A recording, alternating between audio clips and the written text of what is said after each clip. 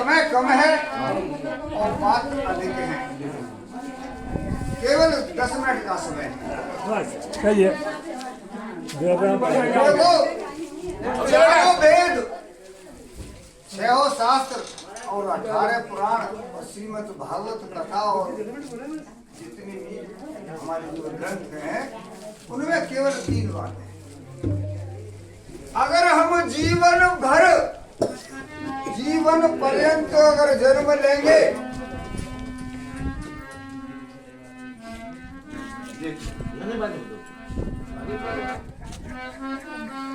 देखो भैया, एक जन्म की बात नहीं, अगर हम 10-8 जन्म भी ले लें तो 18 पुराण 6 शास्त्र चारों वेदों को देख भी नहीं सकते, और अगर देख भी लिए तो पढ़ नहीं सकते, और पढ़ भी लिया तो समझ नहीं सकते। तो केवल और केवल सब पुराणों की, सारे ग्रंथों की केवल और केवल छोटी सी 3 बातें हैं। कौन सी?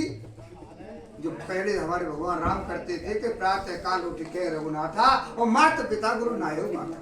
सबसे पहले उठ करके धरती माता को प्रणाम करके अपने घर के जो बुजुर्ग है सबको प्रणाम करना चाहिए, सबका चरण वंदन करना चाहिए। ये छोटी सी बात। और दूसरी बात, सुबह से लेकर के शाम तक तन से, मन से और वचन से किसी का अहित न हो जाए। और अंत में एक तीसरी और बात, केवल 3 ही छोटी सी बातें हैं सारे वेदों के साथ। तीसरी कौन सी बात?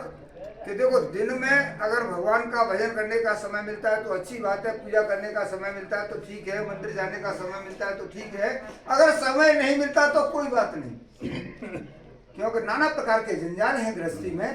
एक समय हमारे पास है जो हमारा है फुर्सत का। कौन सा?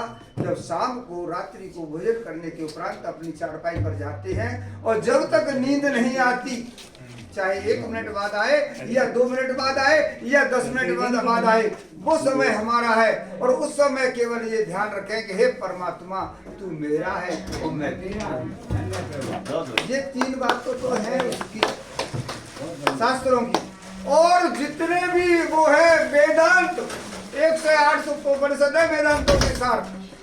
1 से 8 उपनिषदों में वेदांतों का सार है। उनके नाम भी हर आदमी नहीं जान पाता, लेकिन उनकी भी 3 छोटी छोटी सी बातें हैं। और उन 3 बातों को कहने के बाद अपनी बाड़ी को विराम दूंगा। कौन सी 3 बात? छोटी सी सुन लो। जानना, मानना और करना, केवल ये 3 बातें हैं, बाकी के और कुछ नहीं है। सार केवल 3 है वेदों का और वेदांत का और उपनिषदों का। 3 ही सार है, जानना, मानना और करना। जो ज्यादा समय लगे समय हो जाएगा, 2-2 मिनट की बात तीनों कर लेता हूँ। जानना क्या? अपने आप को जानना कि मैं कौन हूँ, कहाँ से आया हूँ और क्यों आया हूँ।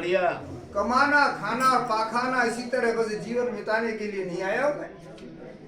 मनुष्य जीवन का मुख्य लक्ष्य तत्व से उस परमात्मा को जानने के लिए है। उस परमात्मा को तत्व से जानना, यही मनुष्य जीवन का मुख्य लक्ष्य है। यह तो है जानना।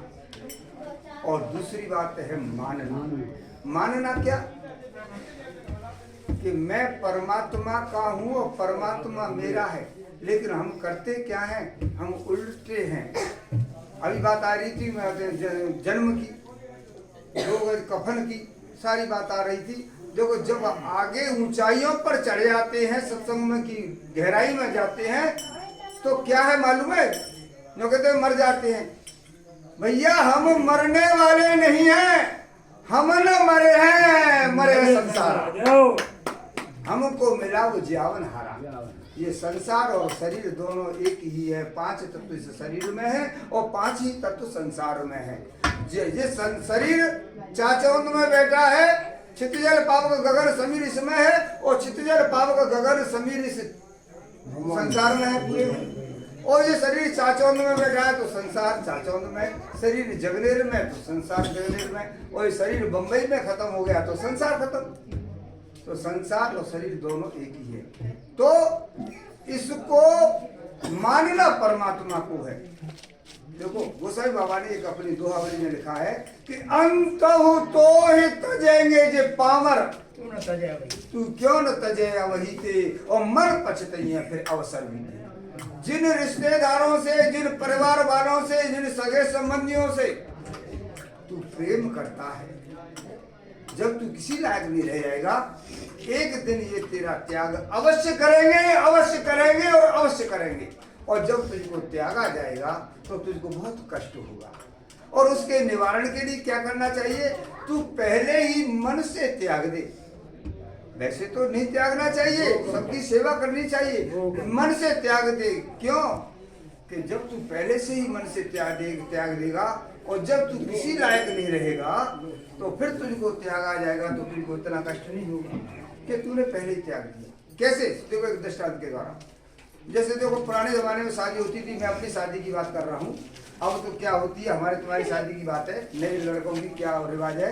तो दुल्हन घर में आती थी तो मंडप के नीचे माता बहनें और कंगन खोलने की, कढ़ाई में पानी भर करके और कंगन खोलने की को दूल्हा दुल्हन की तमाशा करती थी। दुल्हन कंगन की गांठ को पहले खोल देती थी तो दुल्हन की जीत मानी जाती, और दूल्हा पहले खोल देता था तो दूल्हा की जीत मानी जाती। तो ये तो रहा दृष्टांत। इसके पीछे सिद्धांत क्या है? ठीक इसी प्रकार मोह ममता की गांठों को जो जीवन में पहले खोल देता है उसकी तो होती है जीत, और जो पीछे रह जाता है उसकी होती है।